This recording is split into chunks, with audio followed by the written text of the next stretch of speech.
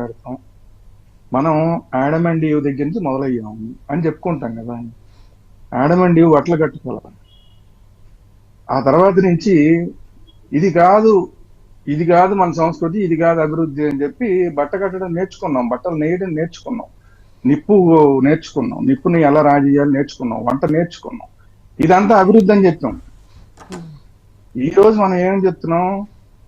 బట్టలు మా ఇష్టం వచ్చినట్టు కట్టుకుంటాం, అసలు కట్టుకుంటే కట్టుకుంటాం, లేదా లేదు, మా ఇష్టం, మా హక్కు, మా స్వేచ్ఛ అని మాట్లాడుతున్నాం. ఇది అభివృద్ధి అని చెప్తున్నాం మనం. ఇది మన సంస్కృతి అని చెప్తున్నాం మనం. ఈ రెండింటి మధ్య కొంచెం వ్యత్యాసం కనబట్ల మనకి. కానీ శ్రీరామ్ గారు అంటే ఉమెన్ ని ఓవర్ గా ఆబ్జెక్టిఫై చేయడం, అంటే వాళ్ళని ఒక రకంగా వ్యక్తిగా కాకుండా మాట్లాడే అప్పుడు అక్కడి నుంచే కదా ఇదంతా కూడా వచ్చింది. అది అభివృద్ధి అవుతుందా? అదే నేను అంటున్నా. అదే అంటే దీంట్లో అనేకమైన విషయాలు ఉన్నాయని చెప్తున్నా.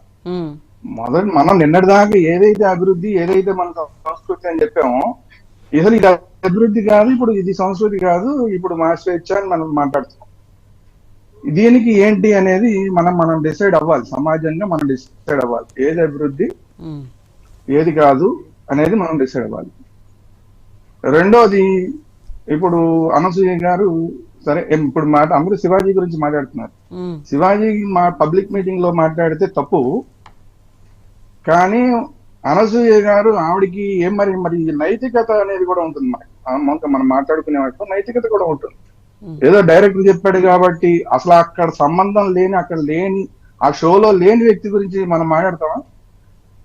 మనం ఎప్పుడు కూడా మన ఎదుర్కొన్న ఆ సందర్భంలో లేని వ్యక్తి గురించి, దాని గురించి జస్టిఫై చేసుకోలేని వ్యక్తి గురించి, దానికి సమాధానం చెప్పుకోలేని వ్యక్తి గురించి మనం మాట్లాడకూడదు. రాశి గారి గురించి మనం మాట్లాడిన దాన్ని ఈరోజు మనం సమర్థించే ప్రయత్నం చేస్తున్నాం. ఆవిడ పాపం అక్కడ లేరు, ఆవిడ దాన్ని డిఫెండ్ చేసుకునే ఆ రోజు అవకాశం లేదు. అది వచ్చేసింది, పబ్లిక్ లోకి వచ్చేసింది. ఇక్కడ మనందరి నైతికతలు ఏమైనాయి? అక్కడ ఒక అనసూయ గురించి కాదు నేను చెప్పేది, మనందరి నైతికతలు ఏమైనాయి? దీని గురించి మనం ఎప్పుడైనా మాట్లాడుతున్నాం? ఈ రోజు రాశి గారు వచ్చి ఆవిడేదో మాట్లాడిందని చెప్పి ఇప్పుడు మనం ఏమంటున్నాం అంటే, మూడేళ్ల క్రితం సంఘటన లేదు, 3 ఏళ్ల నుంచి ఆవిడ ఏం చేసింది, నిద్రపోయిందా అని ఈ రోజు మనం మాట్లాడుతున్నాం. ఆవిడేదో తప్పు చేసినట్టు, ఈ రోజు ఆవిడ ఎవరు రెచ్చగొట్టి మాట్లాడినట్టు మనం మాట్లాడతాం. కానీ కాస్టింగ్ కౌచ్ గురించి ఎప్పుడో ఎన్నో సంవత్సరాల క్రితం జరిగిన కాస్టింగ్ కౌచ్ గురించి సబ్జెక్టులు వచ్చినప్పుడు దాన్ని మనందరం సమర్థించాం. కాస్టింగ్ కౌచ్ గురించి ఖచ్చితంగా మాట్లాడాలి. ఈ రోజు జరిగింది కాదు, 10 రోజుల క్రితం జరిగిన, 10 సంవత్సరాల క్రితం జరిగిన, ఈ రోజు ధైర్యం తెచ్చుకుని ఆడవాళ్ళు మాట్లాడుతున్నారు. ఖచ్చితంగా ఎన్ని సంవత్సరాల క్రితం జరిగింది అనేది కాదు, జరిగిందా లేదా అనేది మాట్లాడాలని. మనం వ్యత్యాసం, మనం మాట్లాడే మాటల్లో వ్యత్యాసాన్ని మనం గమనించుకోవాలి. మన పిల్లల్ని నాన్న నువ్వు బూతులు తిట్టద్దు అని చెప్తున్నాం. అంటే ఏంటది? మనం ఇంట్లో మోరల్ పోలీసింగ్ చేస్తున్నాం. మనం ఈ రోజు ఇక్కడికి వచ్చి బయటకు వచ్చి టీవీలో మాట్లాడుతూ మోరల్ పోలీసింగ్ చాలా దారుణం అండి, ఏమిటండి అసలు మోరల్ పోలీసింగ్ అంటాం.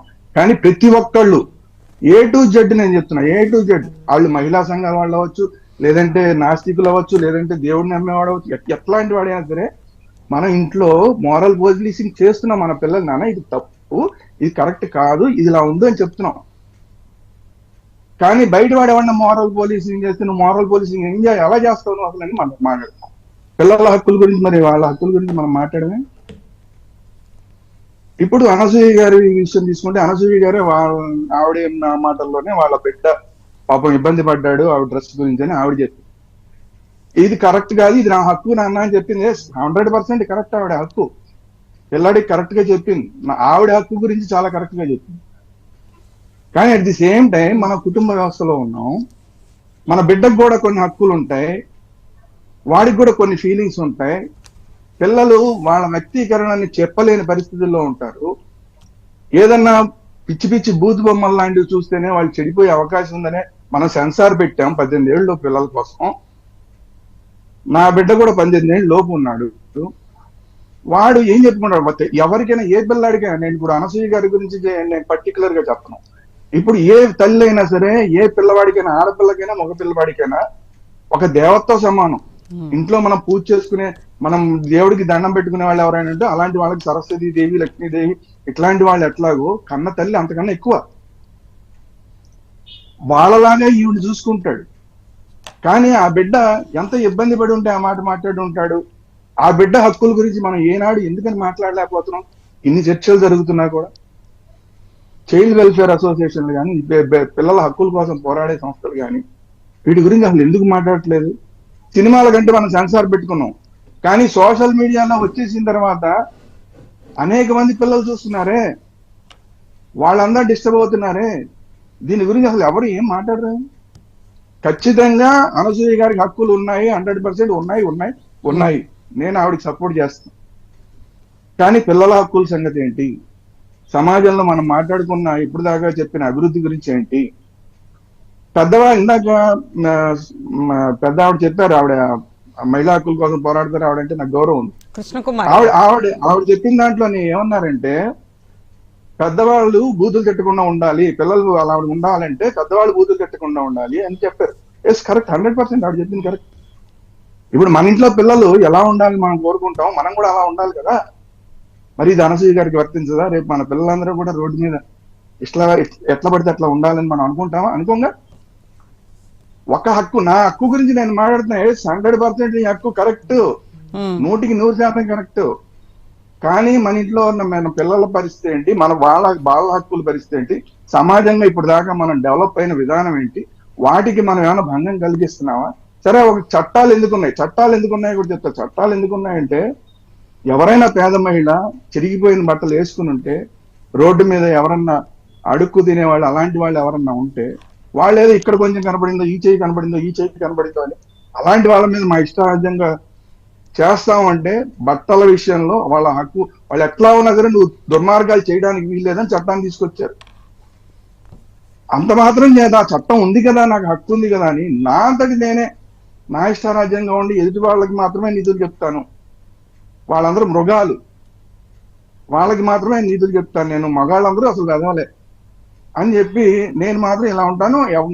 నన్ను ఎవరన్నా కామెంట్ చేస్తే వాళ్ళందరూ మృగాలు, వెధవలు అని చెప్పి తీర్మానం చేసాం అనుకోండి. ఈ చట్టం ఉన్నది దేనికి, మనం దాన్ని వాడుతున్నది దేనికి? మనం ఎస్సీ ఎస్టీ అట్రాసిటీ చట్టాల గురించి మనం మాట్లాడుకుంటుంటాం. అది ఎవరి కోసం? బాధితుల కోసం ఏర్పడిన చట్టాలను ఈరోజు దుర్మార్గంగా ఎవరి మీద పడితే వాళ్ళ మీద పెడుతున్నారు.